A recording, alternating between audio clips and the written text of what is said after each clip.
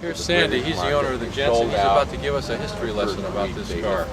Go ahead, sir. The Jensen brothers opened their factory in England in the mid-30s, and they built cars all the way to 76. This is a 1976 Jensen Interceptor convertible.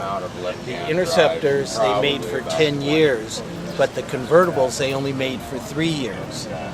The Jensen Interceptor was a car that came out, a luxury sedan, originally to compete with Rolls-Royce, and then they made the convertible model. It was designed by the company Touring out of Italy, and they made the convertibles for 74, 5, and 6. They made a total of 500 in those years, but the 1976, the year the factory closed up, they only made 52. There's very small differences between the 3 years.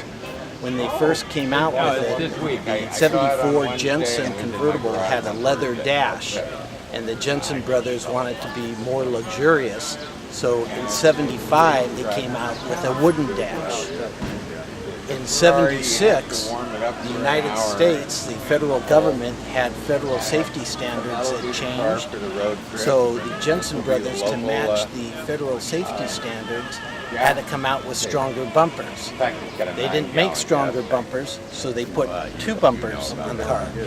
These cars have double bumpers, and only 52 of the convertibles were made with the double bumpers.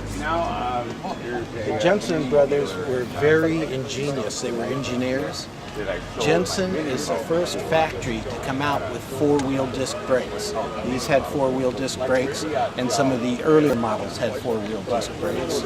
Also in the early 70s, the Jensens came out with what they called the FF sedan, which was an all-wheel drive car, and it was the first all-wheel drive car in production.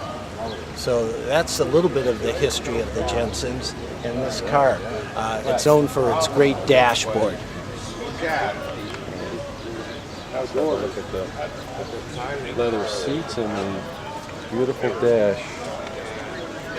Oh, yes it is. Quite exquisite. And this is powered by a Chrysler, as the others were? Yes.